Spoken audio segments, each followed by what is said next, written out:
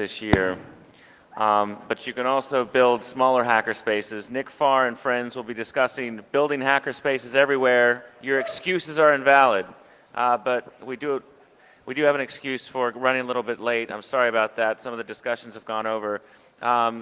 In the next room at midnight, Robert Steele will begin. That simulcast downstairs as well, and he goes for 4 hours, so it's not like you have to leave this thing if you're into this. So without further ado, Nick Farr and friends.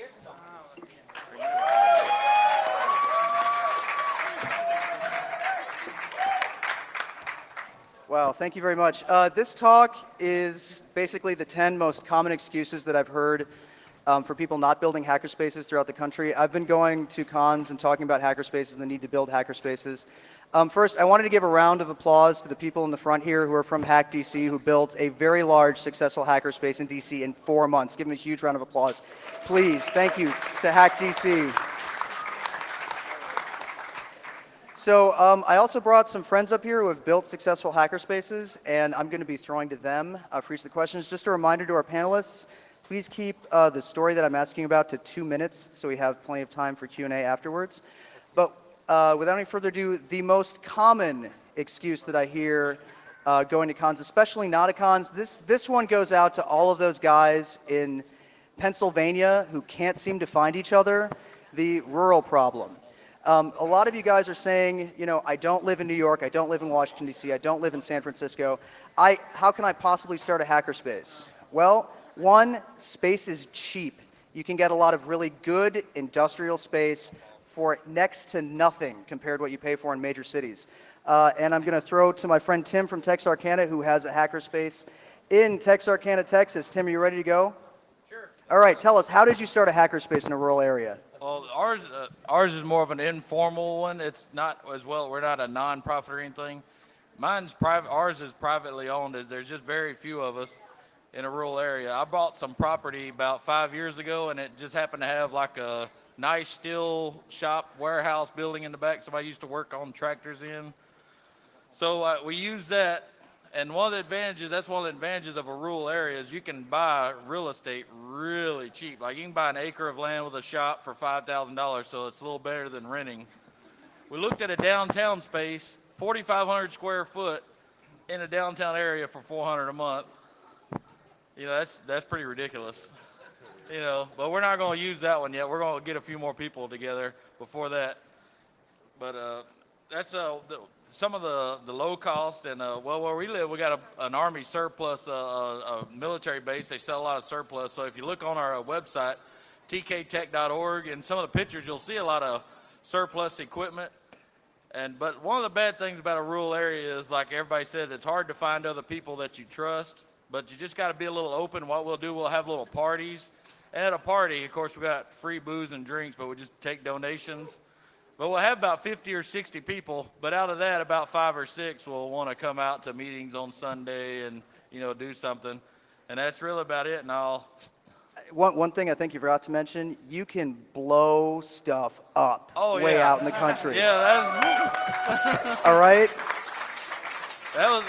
I want all you guys out in Pennsylvania, by the way, Kansas City's coming online soon. I want to go to a grand opening at a hackerspace where they blow stuff up. Yeah, you can only do that in the country, so quit making excuses. This is invalid. Texarkana proves it. We're not scared to take cars. We got 4 acres in the back. We'll take cars out, crash them together, run them into trees.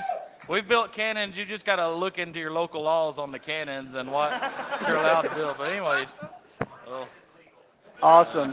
All right, getting to the second most common excuse I hear, I live in a big city, good spaces are really expensive. Well, in a big city, you have access to a lot more people that are already meeting in tech groups, that are already doing things with lugs, local things like that.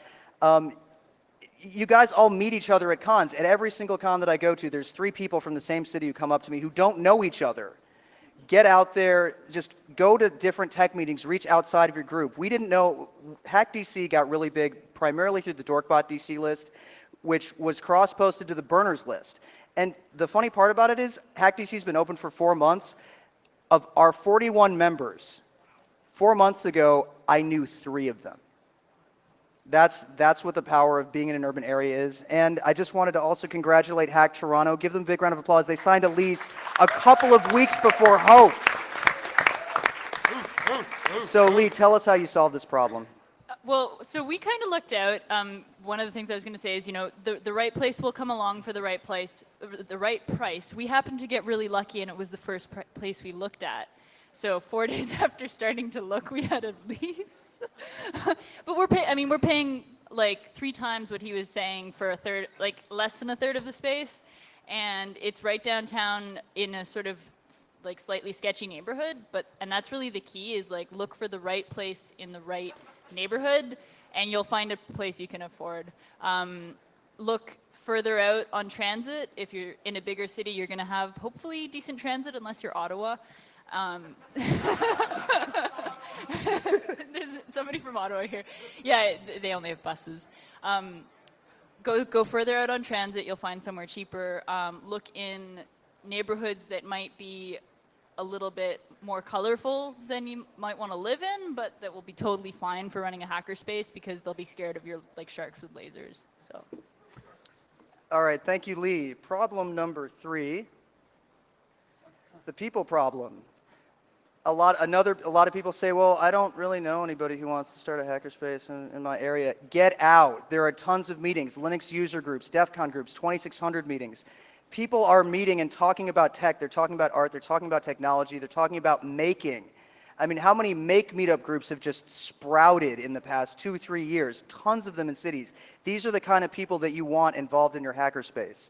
Honestly, it's really easy to do. You don't have to leave your house. Subscribe to all of their mailing lists. Start posting on them. Say, hey, I think, I live in this city. We should start a hackerspace here. And eventually people will come.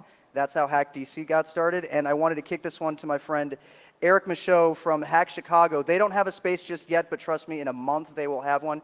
Eric, how are you finding people in Chicago? Hey everyone. As one of the original board members of Hack DC, I originally thought I was moving to to DC, and I wanted to start a space there, but apparently I ended up moving to Chicago, and I knew absolutely no one there. And that's a big question for everyone. It's like, well, I know nobody. I mean, who do I meet? Like, go to the meetings, 2600, Dorkbot. I mean, there's Synchronicity of Chicago, which is their Burning Man local group, and there's basically for every party, thousands of people show up, and they basically bring a sculpture or something else. Either deals with embedded systems or something else. So you have a whole cross-section of a ton of different people. And I was absolutely amazed. Within a month, I met over about 100 people that were like, I have money. I want to throw this down. I want to do something. And Eric, how long ago did you move to Chicago? Just January. Yeah, exactly. Yeah, so I moved there in January. I actually left January 4th. Next day, I went to the first 2600 meeting. Our first 10 members that are signing up right now, that are throwing in all the money, I met that day at the meeting. So if anyone says, I don't know, you got to be social. I'll be absolutely honest. The thing is, most of the people here, I mean, not most people. Hold me out on that. No, but the thing is, let's be honest. At one point in your life, you're like, I don't like talking to people. I don't like socializing. It's hard at first. You don't like rejection. But the thing is, you got to keep putting yourself out there.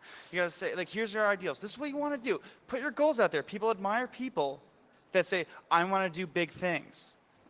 And if you keep following to your word and don't back down, people will realize, wow, this person's not full of shit. Let's be honest here. Hack DC is now because of that. If anyone wants any proof. Why we're up here right now is because of hackerspaces, because people said, I want to do something. Let's get some people together. We got the people together, put the money down, we got spaces, we got projects. That's what we're doing right now with Hack Chicago. We started up basically, we actually started looking a few days ago. We already got a number of prime spots. We have about 40 people that all want to throw down a bunch of money. Eric, you're kind of going over your 2 minutes. I knew he was going to do that. I put Jens right next to him so he'd throw him off stage. But thank you. You all had very valid points. You're going to be covered in other problems. But the one important thing. Thank you. Start meeting on Tuesday. If you post out all these lists, we're meeting about hackerspaces. We want to build a hackerspace here. We're meeting on Tuesday. Set goals, accomplish those goals, and just meet on Tuesday. Of course, not everybody's going to be able to make it every Tuesday, but that's the point. Exactly. Everybody knows when the meeting is.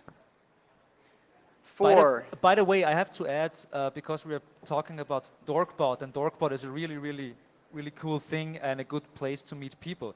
The guy who actually invented or started Dorkbot is in the audience, and I think he should get a big applause. Give him a huge round of applause. Can you stand?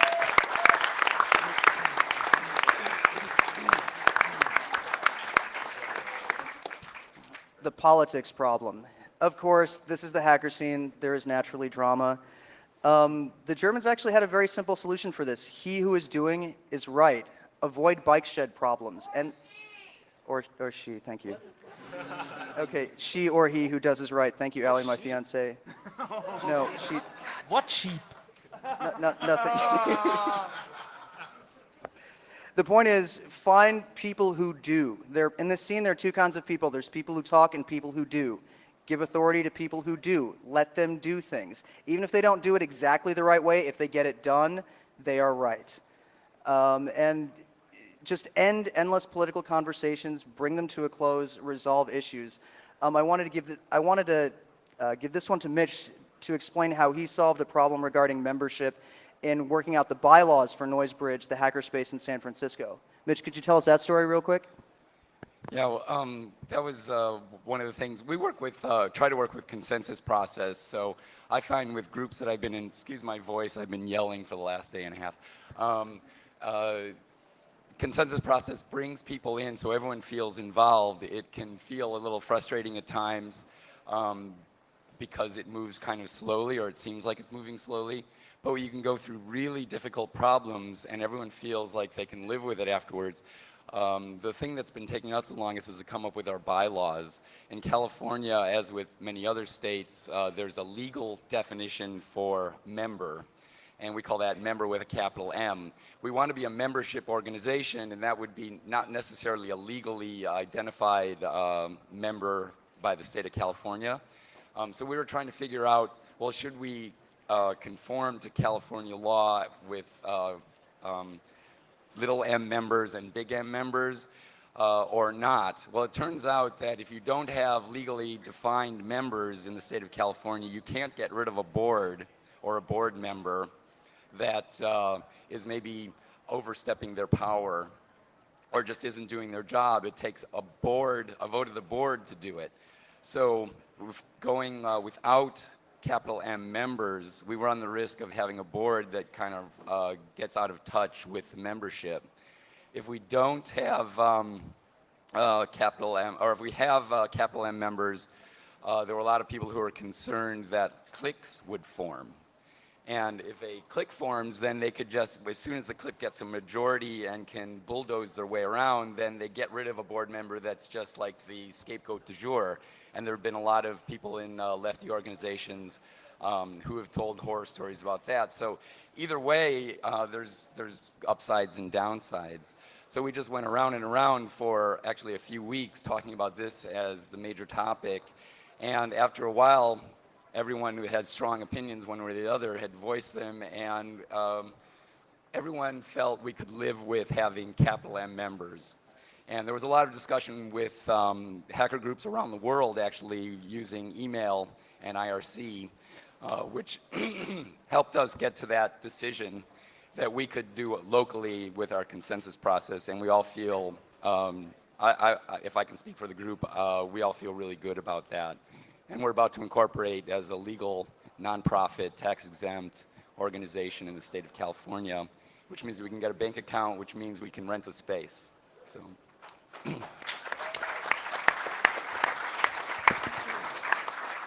Also, give him a huge round of applause for the microcontroller workshop that he's been doing in the Hackerspace Village, bringing tons, huge. Mitch, thank you so much for that. That is awesome, and congratulations again to Noisebridge. And moving on, the time problem. Okay, maybe you have the money, maybe you have the people, but nobody seems to have the time. Once you have a group of people, spread the work out. Don't let any one person take on too much responsibility. Even if it's a small amount of time that you can contribute, use that time to find other people who have the time. College students especially. They might not have the money, but they have nothing but time in a lot of ways. I know some college students might disagree with me, but honestly, you don't have to have a space to start running some events and getting people involved and making building a hackerspace a time priority. I wanted to throw this one to Jens Oleg from the C4 in Cologne. He started that hackerspace, and now perhaps he doesn't have that much time to do it. But Jens, please tell us, how did you guys solve the time problem? Well, we had very good results with something that someone came up with, presenting a challenge for younger people. We repeat this about once a year, where we have an interesting problem for younger people. We actually published that we're going to do that over the course of a month or so. And it gets in all the newsletters. We try to publish that to schools in Cologne as well, but that didn't work out so well. Anyway, it is a challenge that is especially to younger people under the age of 23. And this year we're doing something with microcontrollers. Before that, there were also software problems like designing a chat protocol that would be tunneled over ICMP so that administrators at your school couldn't read what you're chatting about or couldn't see that you're chatting. And the idea is just to have young people at the space, have them work on a project that is maybe a bit too hard for them to solve alone, so they would learn teamwork, and after that most of the people who just want to pose or just want to talk big, they drop out, and you are left with the highly motivated young people that you can, after that, hand over the space to run it. Excellent. Moving right along. The money problem. This one, oddly enough, I hear it less often than the time problem. You know, we can't, how are we supposed to do this, blah, blah, blah, blah, blah, do exactly what, oh wait, do we have anyone from NYC Resistor on the panel? What was it? Uh-oh, whoops. Actually, no, Rose is here. Rose, get up here. Give a round of applause for pinch hitting, because I'm just springing this up.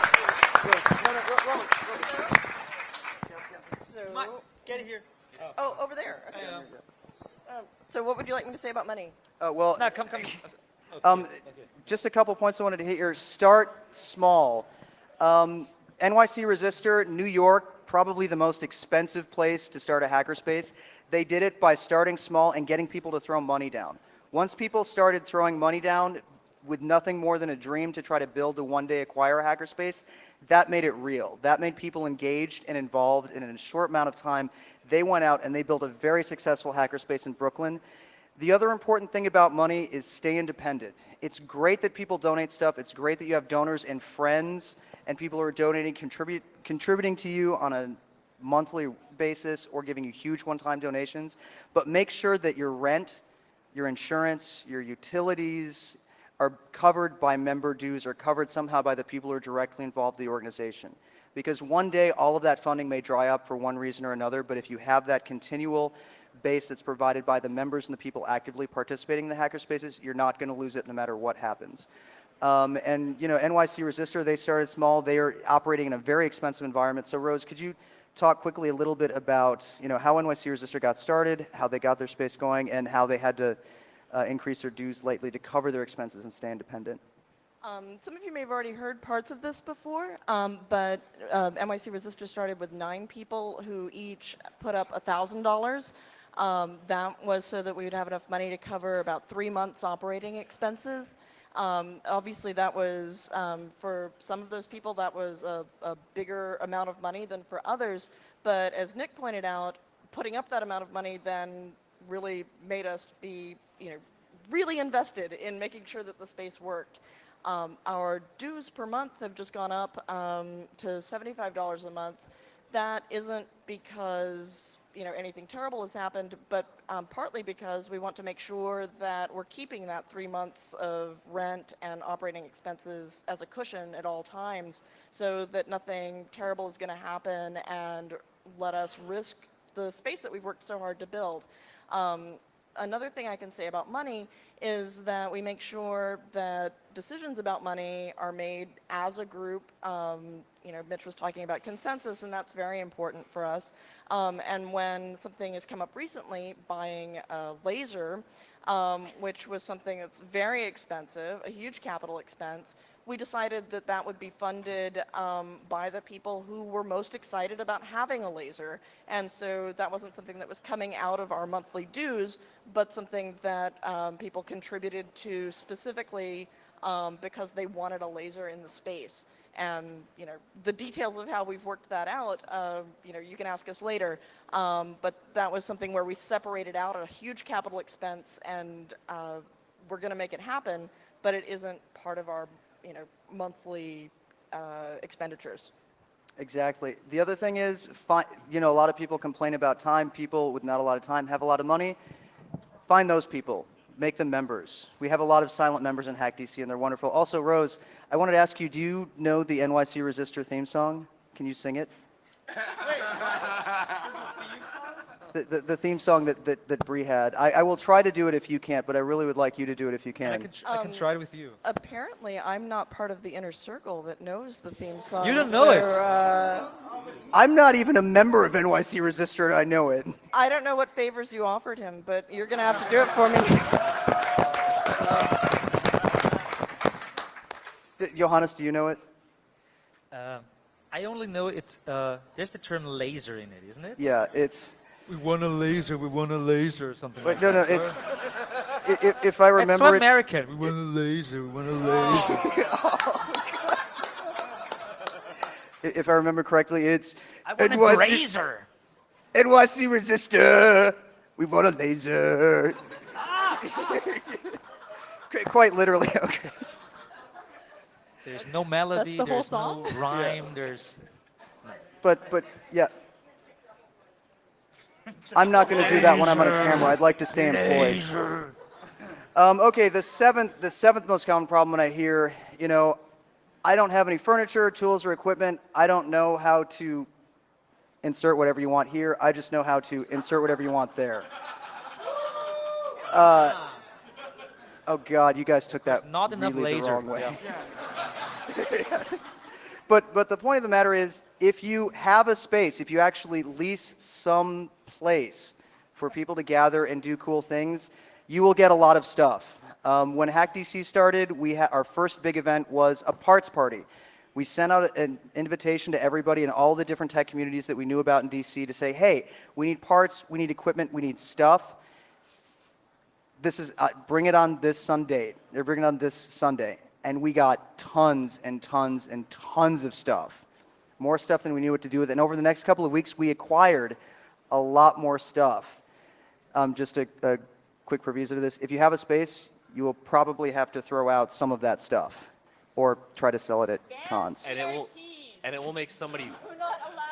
But once you actually have a space and people are involved and they know about it, they will contribute to you. Far from the Hacktory is going to talk a little bit more about this and about, just if once you build it, they will come. You will get enough stuff. There are only a few things that you might need to get enough of. Go ahead. All right, so Philadelphia is like New York City's older, ugly sister. Really cool, really nice, but doesn't get all the flashiness. So, yeah, we're short on space. We're basically are umbrellaed by a nonprofit computer recycling group, and it was just a case of just start things rolling. We didn't have expertise. There wasn't a whole lot of interest. It was just three guys who sat around and said, let's get something going, and we just sat down and started. And a lot of times we go to order class, somebody orders out of their own pocket, and they order 4 extra kits. Well, now we have 4 extra kits sitting around. So when somebody says, hey, I want to do this, they don't have to wait a week for a part. It's right there. It's just little things that add up. And frankly, it comes down to the only thing that you're really short on is an imagination. If you want to do something and there's a problem and you can't figure it out, you're looking at it at the wrong angle or you need somebody else's opinion, because any problem you run into, you can get around somehow. You can pull somebody else in from a different community. You can borrow a piece of equipment. You can pull in with your friends and buy it. The only thing you're ever really short on is, enough creativity and enough drive to route around that situation. So. Awesome, thank you. The next problem, reaching out to people. A lot of people get really possessive about their stuff. People, for some reason, people aren't too terribly trusting. A lot, people will come up and ask me, it's like, yeah, I've got all this stuff. I've got enough stuff to hackerspace between my 3 friends, but I don't want to share it with people. Like, they might break it or do something to it or whatever. This is a completely invalid excuse. Like I said, far away, 80%, 90% of the people that are involved in HackDC, I just met 4 months ago or sooner than that. We're all sharing our stuff there. We all have it. And because we're all equally contributing, we're all watching out for each other's stuff. If you start a membership organization where people are throwing down real money to support it, they will watch out for it. Just a quick example, we have a refrigerator that's filled with soda, Gatorade, bottled water, things like that. And then when I first proposed to everybody in the group saying, yeah, we'll just put a little cup for money in there, and when you take a soda out, put some money in, and that's how we'll pay for and reimburse the soda. When I first proposed that, everybody looked at me like I was insane. They said, what? You're going to trust people? Like people are going to put money in? What? And honestly, we always run an overage. We have not had a problem with theft there. We actually use the money that's generated from that to pay for pizza on our Tuesday meetings and things like that. If you show people trust, they will take it and they will act like trustworthy, responsible people. Jens has some experience with this. To spring it on him because I didn't want to, because again, I don't have my panelists from NYC Resistor here. But if you just show people trust, they will take care of the hackerspace. They will take care of the tools and they won't break it. Can you talk about that real quickly? I agree. Well, one thing that we have done, and apparently that has also been used in HackDC, was we get a lot of our budget from selling drinks at the hackerspace, and apparently a lot of American visitors we had were surprised at the fact that in order to buy that drinks, you would just have to throw in the money and the fridge, and then it worked like that. That's a small way to show trust, and apparently it works out. Yeah. The other thing that we do at HackDC is all of our public tools and equipment like that, there's a standing rule that if you don't know how to use it, ask somebody how to use it. People know how to use there's at least 1 or 2 members who know how to use every single tool that we have in HackDC, and those 1 or 2 members have a responsibility to show all of the other members how to use that responsibly. That kind of thing really works. Mentorship and teaching people and showing people how to do things, building knowledge and then filling in gaps in other people's knowledge is one of the biggest reasons that hackerspaces should exist. But moving right along, we're doing really well. Oh, whoops. I have to talk about the problem, of course. Again, another problem of just straight up. Perhaps the first one was more stupidity, but the second one was just straight out theft. A lot of people, if they're not possessive about their tools, they're possessive about the space, they're possessive about their membership requirements. A lot of people will come up to me and say, I can't just let anybody become a member. I have to carefully screen people, make sure they're not freaks. How can I trust anybody? We have to have an exclusive membership because, what if, people that they don't know. Again, most of the people involved in HackDC I met less than 4 months ago. And the Meta Lab in Austria, he's actually prepared for this one, has experience that they have over 100 members. Yeah, I guess the Meta Lab is probably like population-wise, like maybe the biggest hack space on the planet. And I mean, of course, we have problems. You have problems too. You live in a free-ish country, and we have some problems with freedomness too. Okay. The problem is, I have to go back a little bit in history because the hack spaces, the first hack spaces, were in Europe, in the German-speaking countries and in the Dutch-speaking country, and there was.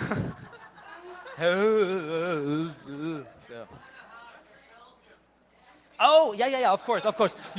Okay, Europe. Fantasy. Okay. Good. So, the European hacker movement shares a similar time span with many alternative projects, and there's a clear connection between, for example, the squatting scene in Europe and the hacker scene.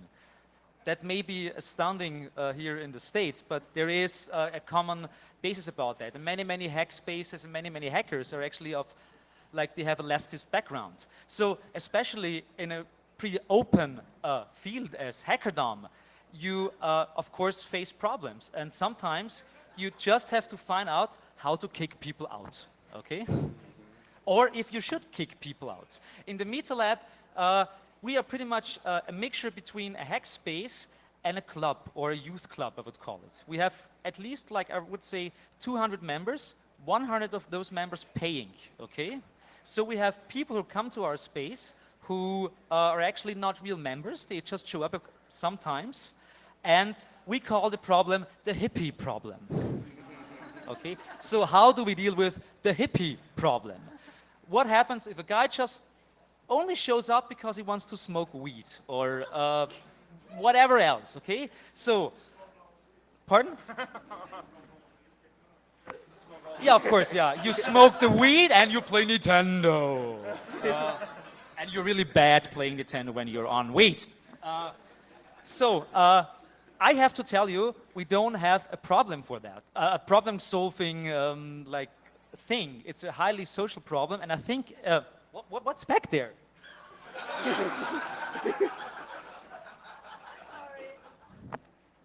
Apple.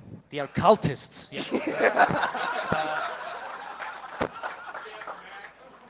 What? Okay.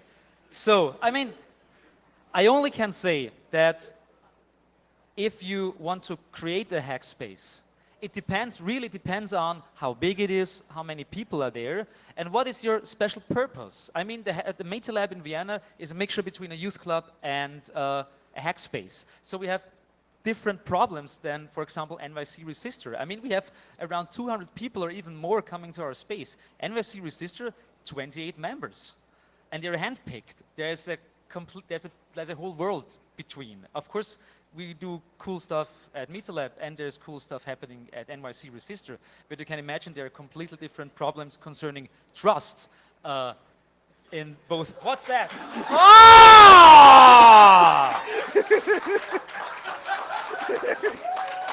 More!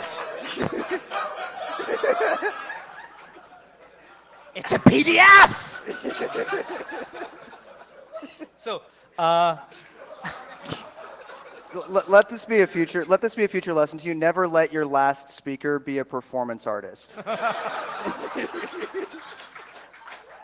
I am not. I'm a scientist. So, but may I introduce to you, that's Astera. She's also part of the Meta Lab.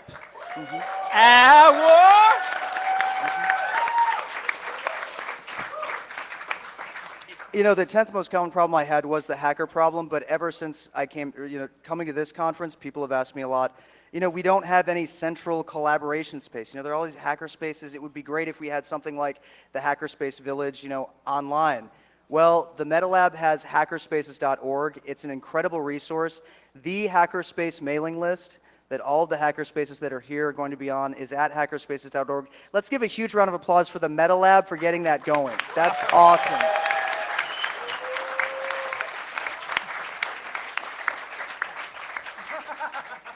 Hello, I'm sorry. I'm from the Meta Lab, that's true, but I have to correct that last point. Actually, Hackerspaces is not driven by one organization, but rather by a collaborative of, thanks Johannes, a collaborative of people involved in Hackerspaces. There's also Joel standing behind the Hackerspaces movement. And basically, it is a platform for hackerspaces that still exist to come together, to share their knowledge, to share their experiences, and to pass that experience on to people that want to build a hackerspace, or that maybe do not yet want to build one, or do not yet know that they want to build one, but at some point have to build one. Because the hackerspaces culture we have now is maybe 1.37% of what could be the whole movement and what should be the whole movement, because we are generating information and sharing information that leads in some way to freedom of thought, and therefore is a democratic thing we have to pull off. So what I will show you now, besides the logo and besides my Such a nice background, logo. is our homepage, because Wi-Fi just started to work again.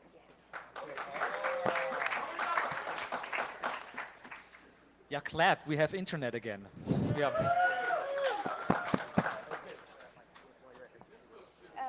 I have everything. Okay, so this is the starting page of hackerspaces.org. Actually, by now, pretty much all of you should have a flyer that looks like this and explains what we do on the backside. We have a claim, yay, which says build, unite, multiply, and which means basically that we build a platform as a wiki page, as a semantic wiki page actually, so that everyone can contribute to it, can add information to it, and one main part of that is right here, the list of already existing hackerspaces. Since we did not work very long on the project until now, it is by far not complete. And by far, I mean by far, far, far, far, by far. So every one of you who has a hackerspace or who's just on the go of building it should get to that page and add it to the list. There's some members of the panel already complaining about that they're not on the list. Yeah, I'm really sorry. See, But it's a wiki. these are the Add it. only Yes, these it's a are wiki. the It's only USA spaces fast. I have, and I know that this is by far not enough. But you're all here. You have the information. You should add the information. You should contribute to this page, not only to the list, of course, but also to everything else.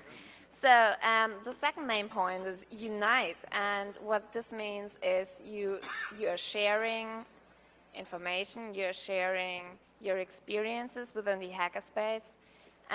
This, of course, is about building hackerspaces. So you're sharing the information about what all these very clever people already said here, and by far more, because you have the experience and you can make others not fall into the same traps again, maybe. How do you do that? How could you pull that off? We have a mailing list. Here. Actually, it's two mailing lists. It's the discussion list and the announce list. While on the announce list, it's a moderated list. The discussion list shows all information that is paused, as well as everything that's on the announce list. So I would rather recommend to sign to the discussion list, so you can ask a question if you have one, and also read answers or send answers to that list. The other thing is we have a Jabber account, which is jabber.hackerspaces.org. I hope all of you know what Jabber is. It's an instant messenger tool. Yeah, I pretty much think you know what it is. So you can join this Jabber account. The cool thing about it is that when you join, you automatically have everyone that is already on the hackerspaces.org listed account, who has an account on the list, that automatically the whole list is added to your Jabber account. So you could pretty much find everyone who is signed to hackerspaces.org. Not pretty much, like, actually. And the last point that I want to make, and this goes as an applause to the Media Lab again, is that we made the Hackerspaces OS an open source project. So if you are in the go of building a hackerspace and want an OS, want a wiki page, want whatever, there is a Google document that can be downloaded for free. Yeah. I tend to think that that was everything I wanted to say, and I'm far over 2 minutes now, I guess. That's okay. She's cute. She can get away with it.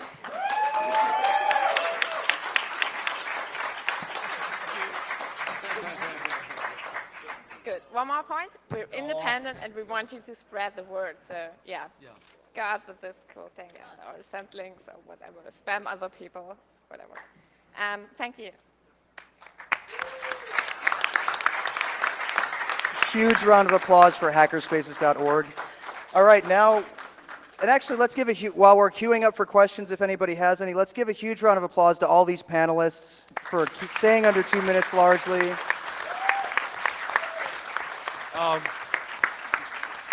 Could we also get anybody in the audience who's a member of a hackerspace or regularly goes to events at a hackerspace to stand up for a second? Because it is a lot more than the people up here that are making this happen. I think it's a round of applause for everybody standing up out there. Yay! And there is even one in Rhode Island. I always thought Rhode Island.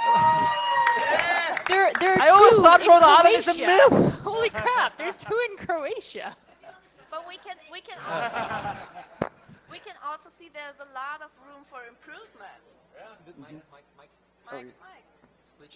Oh, what Esther said is that there's a lot of room for improvement, especially if you have hackerspaces, contribute a lot of your shared knowledge to the hackerspaces.org wiki. If you are interested in figuring out how to build a hackerspace, we're going to be dumping all of our knowledge into this wiki. But for now, you can bring up some knowledge. Does anybody have any questions out in the audience? Back there. Can we get a live mic out there? If anything, move up to the front one. Hopefully that'll work. Yeah, there's another one up there. Where is it? Oh, there it is. Okay. So it's Must kind be of like a killjoy $1.50 in question, but I wanted to bottles. ask for all of you who aren't as organized as the one in San Francisco, how do you deal with insurance and liability in case somebody gets hurt building a cannon?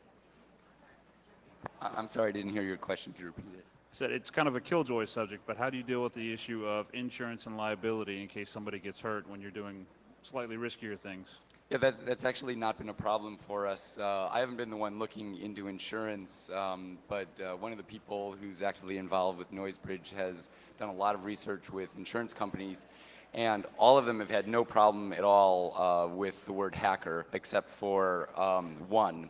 They said, oh, hackers, no way.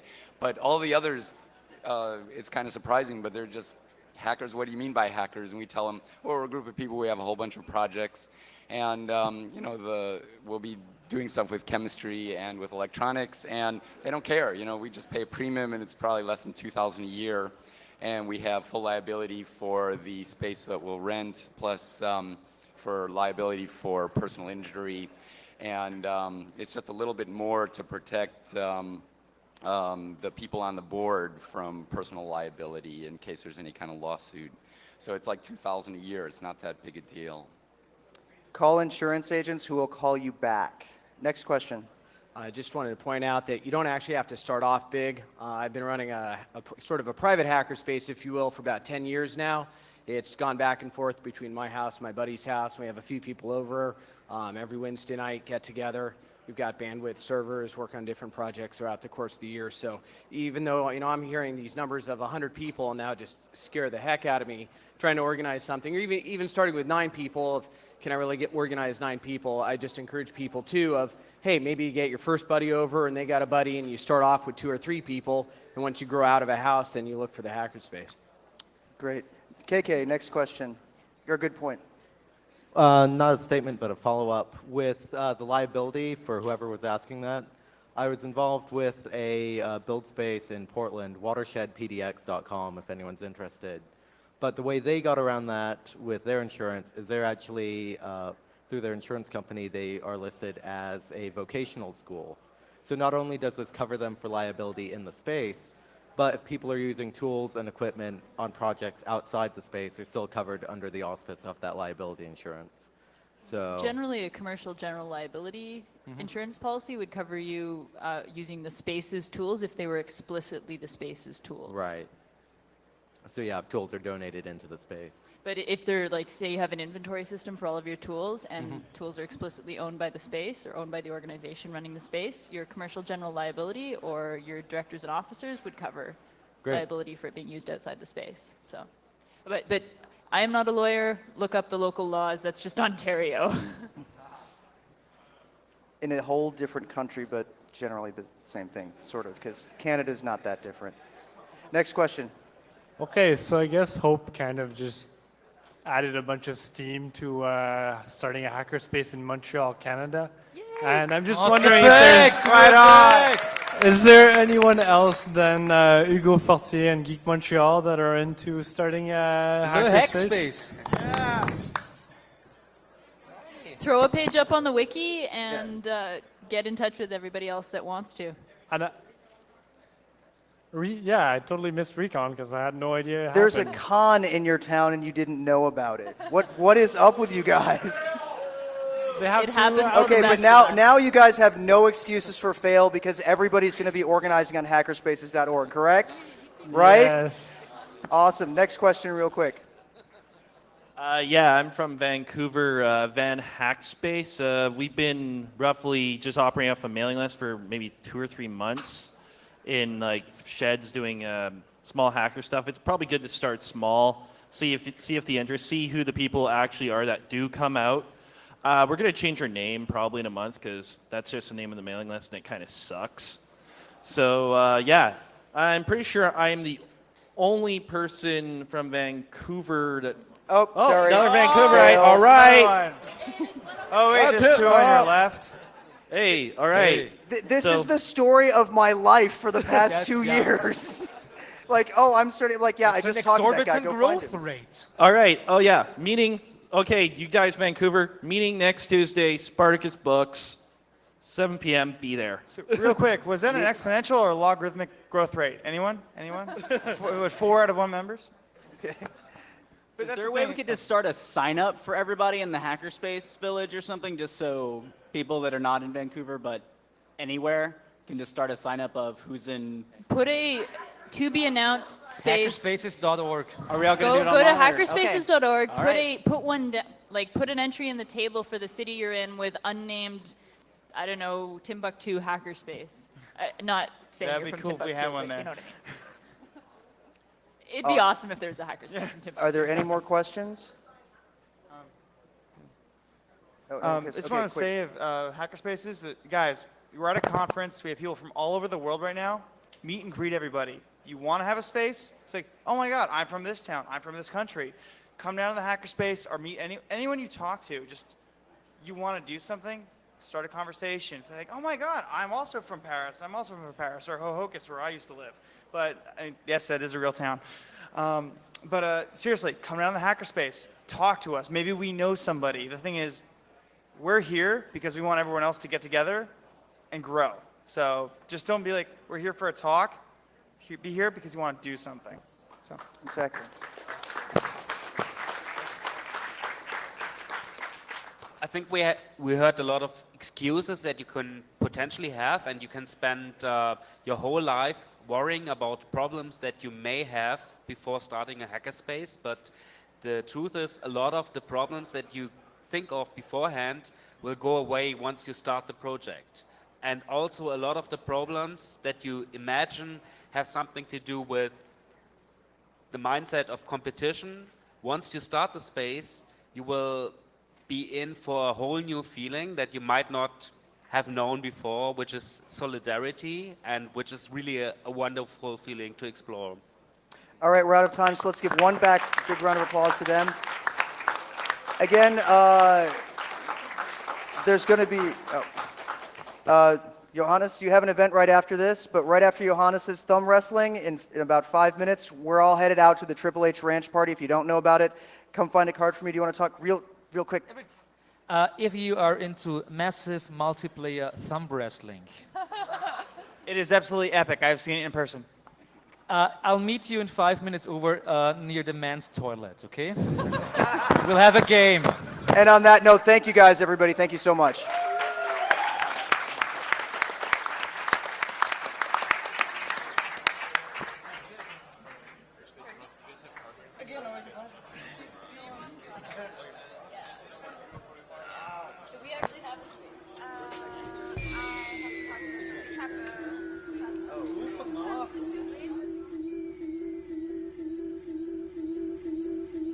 The drums.